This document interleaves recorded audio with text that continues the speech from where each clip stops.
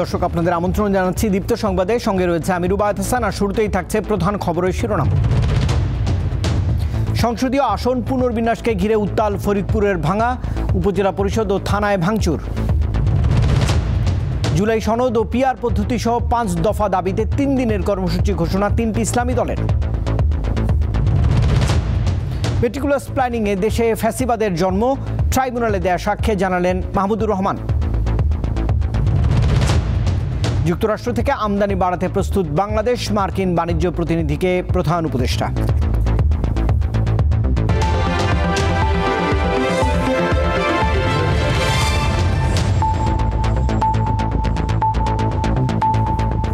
এবারে পুরো আয়োজন। সংসদীয় আসন পুনর্বিন্যাসকে কেন্দ্র করে উত্তাল হয়ে ওঠা ফরিদপুরের ভাঙায় সন্ধ্যার পর শান্ত হলেও উপজেলা পরিষদ এবং থানায় রয়ে গেছে ধ্বংসের চিহ্ন। কয়েকটি গাড়িও ভাঙচুর করা হয়েছে। এই ঘটনায় সহিংসতার ফলে ঢাকা বরিশাল ও ঢাকা খুলনা মহাসড়কে অন্তত 7 ঘন্টা যানবাহন চলাচল বন্ধ থাকে। এতে চরম ভোগান্তিতে পড়েন সাধারণ যাত্রীরা।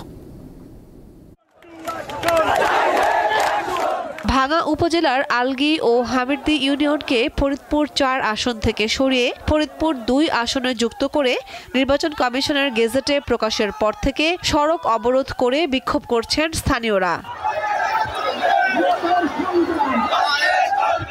সোমবার সকাল 11টার দিকে টায়ার জ্বালিয়ে ঢাকা বরিশাল ও ঢাকা খুলনা মহাসড়ক অবরোধ করে স্থানীয়রা। এরপর হামিরদী ও সোয়াদি ইউনিয়নের শত শত মানুষ বিক্ষোভ মিছিল নিয়ে মহাসড়কে নেমে আসে।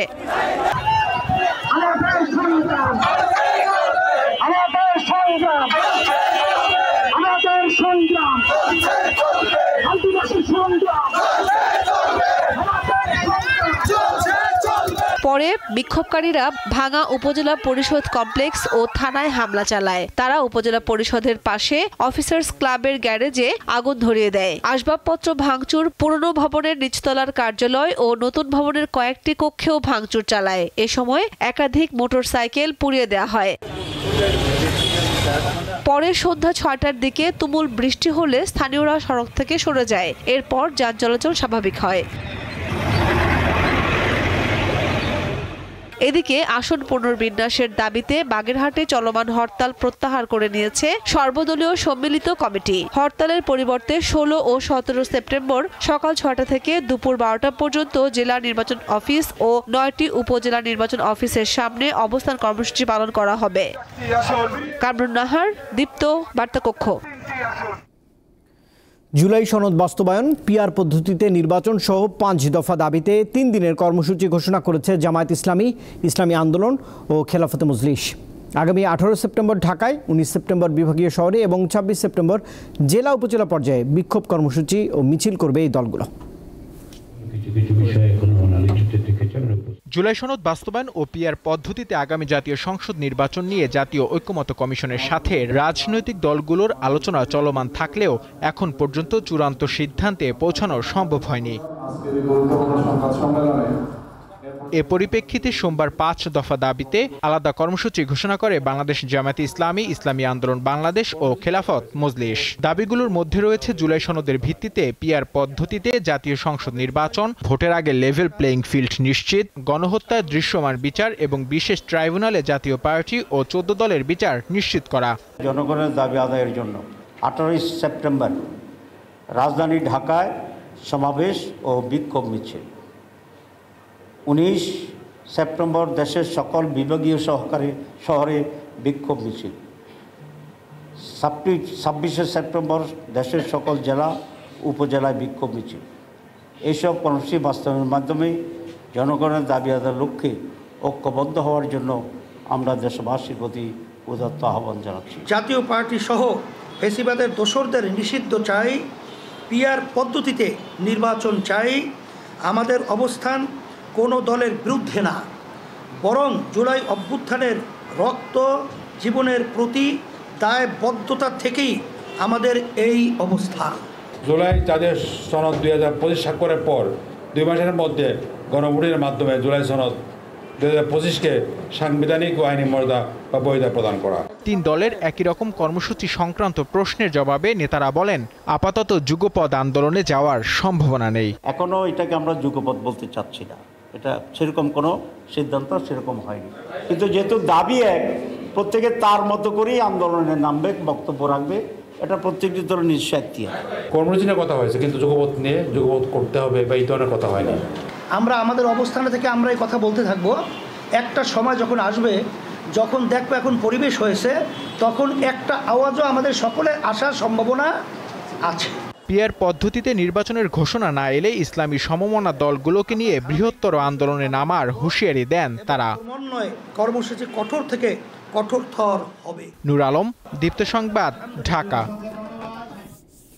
জুলাই সনদের আইন ভিত্তিক সংসদ নির্বাচনের আগেই দেওয়ার দাবি ইসলামী আন্দোলন বাংলাদেশের। সোমবার রাজধানীর জুরাইনে এক গণসমাবেশে এই দাবি জানান দলটির আমির সৈয়দ মোহাম্মদ রেজাউল করিম। তিনি বলেছেন, পিলখানা হত্যাকাণ্ড এবং শাপলা চত্বরের গণহত্যা সহ উল্লেখযোগ্য বিষয়গুলোকে জুলাই সনদে অন্তর্ভুক্ত করতে হবে। সমাবেশে জামায়াত ইসলামী সেক্রেটারি জেনারেল মিয়া গোলাম পরোয়ার বলেছেন, পিআর পদ্ধতি ছাড়া বাংলাদেশে নিরপেক্ষ নির্বাচন হবে না। উচ্চকক্ষ ও নিম্নকক্ষ দুটিতেই পিআর মানতে হবে, তা না হলে দাবি আদায় না হওয়া পর্যন্ত রাজপথের আন্দোলন অব্যাহত থাকবে বলেও জানিয়েছেন তিনি। জুলাই সনদের আইনি ভিত্তি নির্বাচনের আগে দিতে হবে।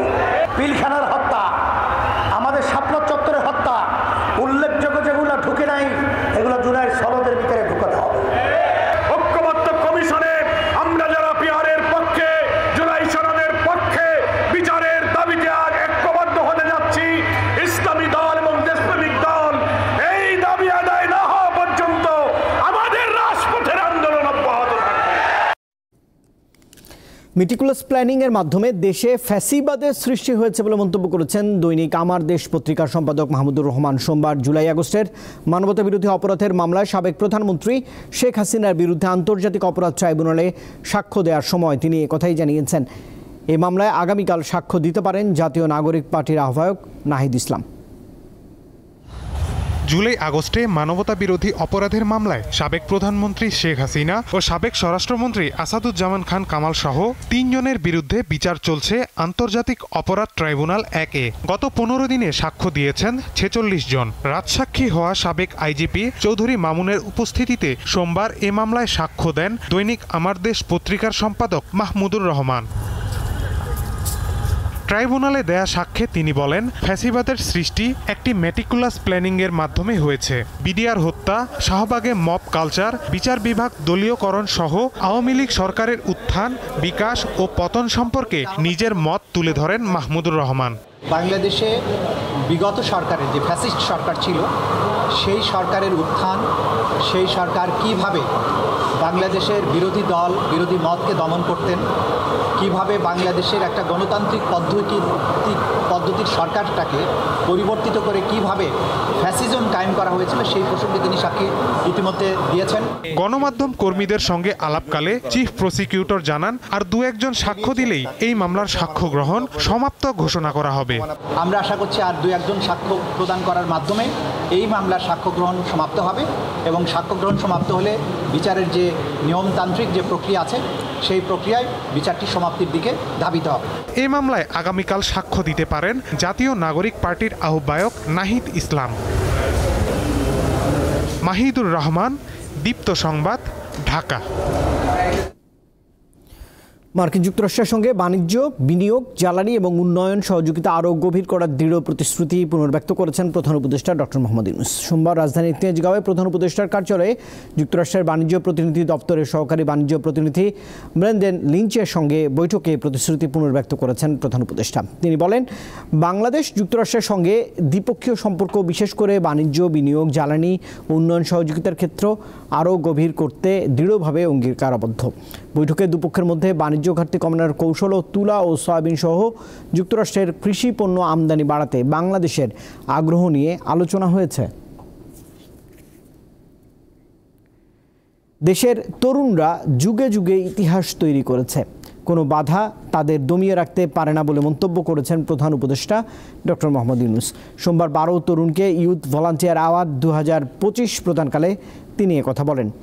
স্বেচ্ছাসেবক মূলক কাজ এবং তরুণ প্রজন্মের অনুপ্রেরণামূলক অবদানের স্বীকৃতিস্বরূপ এই পুরস্কার প্রদান করা হয়। প্রধান উপদেষ্টার কার্যালয়ের শাপলা হলে যুব ক্রীড়া মন্ত্রণালয় এই অনুষ্ঠানের আয়োজন করেছে। এবছর 5টি ক্যাটাগরিতে তরুণদের এই সম্মাননা প্রদান করা হয়েছে।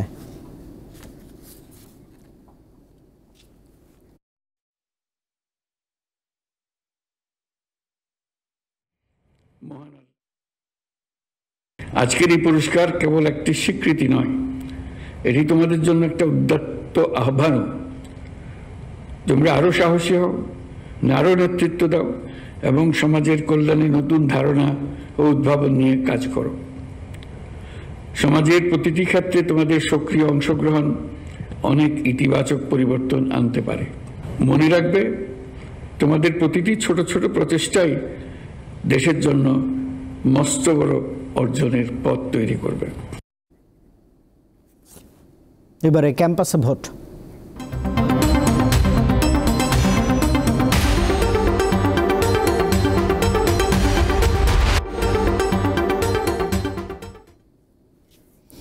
রাজশাহী বিশ্ববিদ্যালয় কেন্দ্রীয় ছাত্র সংসদ রাকসু নির্বাচনে বৃষ্টি উপেক্ষা করে প্রচারণায় ব্যস্ত সময় পার করছেন প্রার্থীরা। সোমবার সকাল থেকেই প্রার্থীদের বৃষ্টির মধ্যে বিভিন্ন জায়গায় প্রচারণা চালাতে দেখা গেছে। রাকসুর প্রধান নির্বাচন কমিশনার অধ্যাপক এফ নজরুল ইসলাম জানিয়েছেন, বিশ্ববিদ্যালয়ে হল সংসদ নির্বাচনে বিভিন্ন হলে বিনা প্রতিদ্বন্দ্বিতায় 42 জন প্রার্থী এরই মধ্যে নির্বাচিত হয়েছেন। তাদের মধ্যে মেয়েদের 6টি হলে 39 জন এবং ছেলেদের একটি হলে 3 জন রয়েছেন। এছাড়া মেয়েদের 4টি হলে কেউ মনোনয়ন উত্তোলন না করায় পদগুলো ফাঁকাই থাকছে। 25 সেপ্টেম্বর সকাল 9টা থেকে বিকেল 4টা পর্যন্ত একটানা একাডেমিক ভবনে এই নির্বাচনের ভোট গ্রহণ হবে। অন্যদিকে চট্টগ্রাম বিশ্ববিদ্যালয় কেন্দ্রীয় ছাত্র সংসদ চাকসু নির্বাচনে দ্বিতীয় দিনের মতো মনোনয়ন বিতরণ কার্যক্রম করা হয়েছে। আর সোমবার সকাল 9:30 থেকে শুরু হয় এই মনোনয়নপত্র বিতরণ কার্যক্রম। আর নির্বাচনের মনোনয়নপত্র বিতরণ চলবে আগামীকাল পর্যন্ত, জমা দেওয়া যাবে আগামী বুধবার পর্যন্ত। বৃহস্পতিবার যাচাই বাছাই শেষে 21 সেপ্টেম্বর প্রাথমিক প্রার্থী তালিকা এবং 25 সেপ্টেম্বর চূড়ান্ত প্রার্থী তালিকা প্রকাশ করা হবে প্রশাসনের পক্ষ থেকে। 12 অক্টোবর সকাল 9টা থেকে বিকেল 4টা পর্যন্ত হবে চাকসু নির্বাচনে ভোট গ্রহণ।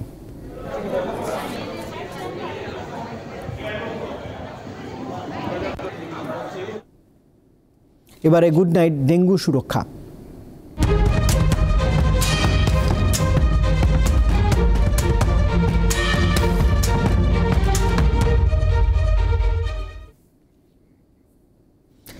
ডেঙ্গুর চিকিৎসায় প্রতিষেধক নিয়ে গবেষণা এবং আলোচনা চলছে 10 বছর ধরে। এখনও বিশ্ব স্বীকৃত কোনো টিকা পাওয়া যায়নি। বিশ্ব স্বাস্থ্য সংস্থার সুপারিশ করা একটি টিকা ব্রাজিল সহ কয়েকটি দেশে পরীক্ষামূলকভাবে দেওয়া হচ্ছে। দেশে 2 বছর আগে যুক্তরাষ্ট্রের তৈরি একটি টিকার দ্বিতীয় ধাপের গবেষণার ফল প্রকাশ করে ICDDRB। সেই কার্যক্রম অনেকটাই থেমে রয়েছে। ডেঙ্গুর চিকিৎসায় প্রতিষেধক নিয়ে আলোচনা দীর্ঘদিনের। বর্তমানে জাপানের তাকিদা কোম্পানির তৈরি কিউডেঙ্গা প্রতিষেধকটি 2023 সালের অক্টোবরে ব্রাজিল, ইন্দোনেশিয়া, আর্জেন্টিনা সহ কয়েকটি দেশে দেয়া হচ্ছে। 2 ডোজের এই টিকা 4 থেকে 16 বছর বয়সীদের জন্য ব্যবহারের অনুমতি দিয়েছে বিশ্ব স্বাস্থ্য সংস্থা। দেশে দীর্ঘদিন ধরে যুক্তরাষ্ট্রের ন্যাশনাল ইনস্টিটিউট অফ হেলথের তৈরি TB005 প্রতিষেধক নিয়ে গবেষণা করেছে আন্তর্জাতিক উদরাময় গবেষণা কেন্দ্র ICDDRB। 2023 সালে এর ফল প্রকাশ করে জানানো হয় দ্বিতীয় ধাপের গবেষণা সফল, কিন্তু অর্থায়নের অভাবে তৃতীয় ধাপের পরীক্ষা সম্পন্ন করতে পারেনি প্রতিষ্ঠানটি। একটা থার্ড ফেজে ট্রায়াল করার জন্য আপনার পপুলেশন মিনিমাম 9-10 হাজার লোকের উপরে করতে হবে, বুঝছেন, ভ্যাকসিন দিতে হবে। বা এখন এর জন্য অনেক ফান্ড বেশি দরকার।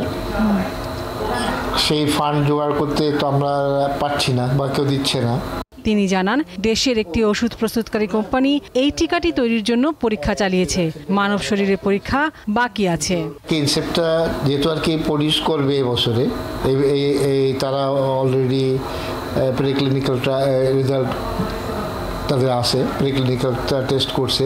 এখন নেক্সট স্টেপ হচ্ছে তাদেরকেও হিউম্যান ট্রায়ালে দিয়ে দেখাতে হবে যে ভ্যাকসিনটা কার্যকরী, ইমিউন রেসপন্স আপনার হচ্ছে।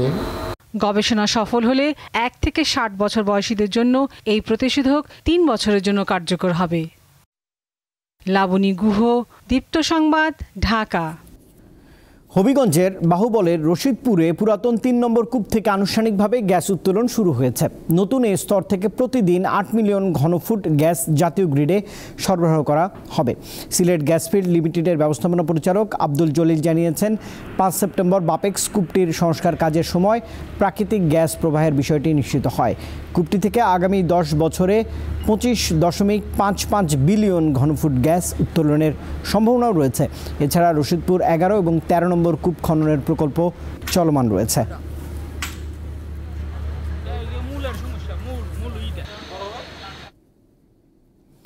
মোবাইল অপারেটর বদলের মতো ব্যাংক অ্যাকাউন্ট বদলের সুযোগ তৈরি করতে চান বাংলাদেশ ব্যাংকের গভর্নর ডক্টর আহসান এইস মনসুর।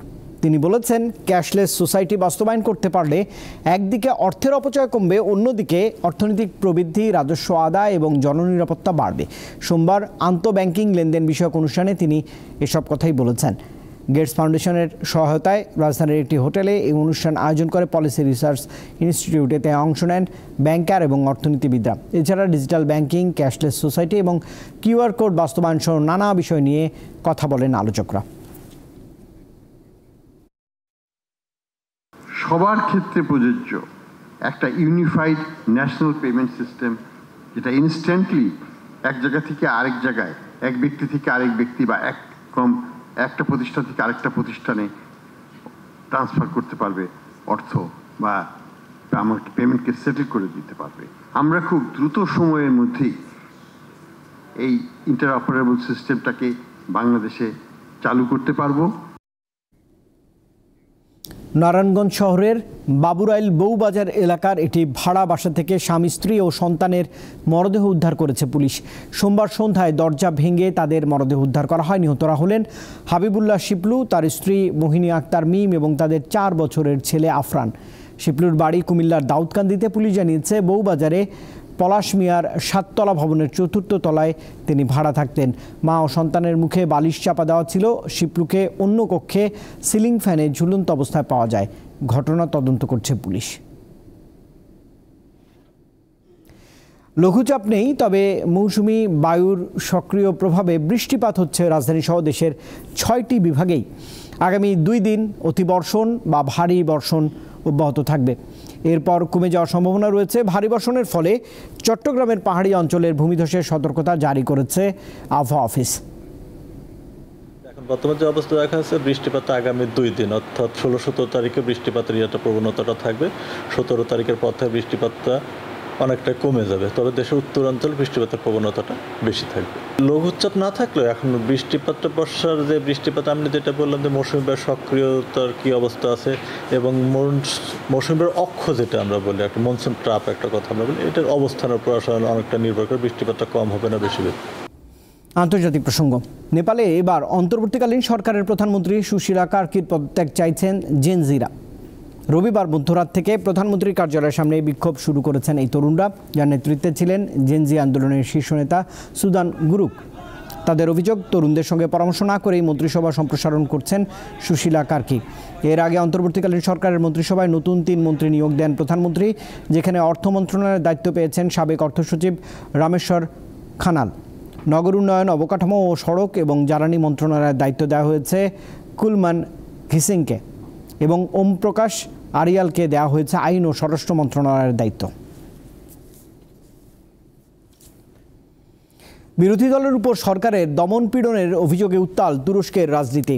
রবিবার রাজধানীর আঙ্কারায় প্রধান বিরোধী দল রিপাবলিকান পিপলস পার্টির সমাবেশে যোগ দেয় হাজার হাজার মানুষ। সমাবেশে এরদোয়ান সরকারের পদত্যাগ দাবি করেন বিরোধী নেতারা। আঙ্কারার তান্দোগান স্কোয়ারে এই সমাবেশ করেন রিপাবলিকান পিপলস পার্টি সিএইচপির নেতারা। গত কয়েক মাসে সিএইচপির একাধিক মেয়র এবং শতাধিক পৌর কর্মচারীকে দুর্নীতির অভিযোগে গ্রেপ্তার করা হয়েছে। সিএইচপির দাবি, এসব গ্রেপ্তার এবং দুর্নীতির অভিযোগ মিথ্যা। বিরোধী দলকে দুর্বল করতেই পরিকল্পিতভাবেই অবৈধ অভিযান চালাচ্ছে সরকার। এশিয়া কাপে সুপার 4-এ ওঠার মিশনে আগামীকাল আফগানিস্তানের মুখোমুখি হবে বাংলাদেশ দল। আবুধাবিতে ম্যাচ শুরু হবে রাত 8:30টায়। এই ম্যাচে জিতলেও তাকিয়ে থাকতে হবে পরের ম্যাচের ফলাফলের দিকে। এশিয়া কাপ জয়ের স্বপ্ন নিয়ে মরুর দেশে পাড়ি দিয়েছে বাংলাদেশ। গ্রুপ পর্বে প্রথম ম্যাচে জয়ের পর দ্বিতীয় ম্যাচে লিটন জ্যাকেটদের ছিল ছন্নছাড়া পারফরম্যান্স। শ্রীলঙ্কার বিপক্ষে বাজেভাবে হেরে জটিল সমীকরণের মারপ্যাচে পড়েছে টাইগাররা। গ্রুপ পর্বের শেষ ম্যাচে আফগানিস্তানের বিপক্ষে জয় পেলেও তাকিয়ে থাকতে হবে আফগান শ্রীলঙ্কা ম্যাচের দিকে। সবশেষ ম্যাচে ব্যাটিং ব্যর্থতার পাশাপাশি টাইগারদের বিপক্ষে আফগানিস্তানের বোলিং সক্ষমতা হতে পারে দুশ্চিন্তার কারণ। আফগানদের বিপক্ষে টাইগারদের সাম্প্রতিক চিত্রটাও সুবিধাজনক না। 2024 টি-20 বিশ্বকাপে বাংলাদেশকে হারিয়ে সেমিফাইনালে খেলে আফগানরা। বিগ ম্যাচের আগে বাংলাদেশের ড্রেসিং রুমে রয়েছে অস্বস্তি। টাইগার একাদশে শরীফুলের পরিবর্তে ফিরতে পারেন তাসকিন আহমেদ। ব্যাটিং লাইন আপেও আসতে পারে পরিবর্তন। বিগত কয়েক বছরে ক্রিকেট বিশ্বে রশিদ খান ও মুজিবুর রহমানের মতো বোলার উপহার দিয়েছে আফগানিস্তান। সঙ্গে যুক্ত হয়েছে আল্লাহ গাজনফারের মতো স্পিনার। তাই 22 গজে তাদের পারফরমেন্স বেশ সমীহ জাগানিয়া। ঈশান হাসান, দীপ্ত স্পোর্টস। দর্শক, এই খবরের সঙ্গে শেষ করছে রাতের দীপ্ত সংবাদ। শেষ করার আগে প্রধান খবরের শিরোনাম থাকছে আরেকবার। সংসদীয় আসন পুনর্বিন্যাসকে ঘিরে উত্তাল ফরিদপুরের ভাঙ্গা, উপজেলা পরিষদ ও থানায় ভাঙচুর। জুলাই সনদ ও পিআর পদ্ধতি সহ 5 দফা দাবিতে 3 দিনের কর্মসূচি ঘোষণা 3টি ইসলামী দলের। মেটিকুলাস প্ল্যানিংয়ে দেশে ফ্যাসিবাদের জন্ম, ট্রাইব্যুনালে দেয়া সাক্ষ্যে জানালেন মাহমুদুর রহমান। যুক্তরাষ্ট্র থেকে আমদানি বাড়াতে প্রস্তুত বাংলাদেশ, মার্কিন বাণিজ্য প্রতিনিধিকে প্রধান উপদেষ্টা।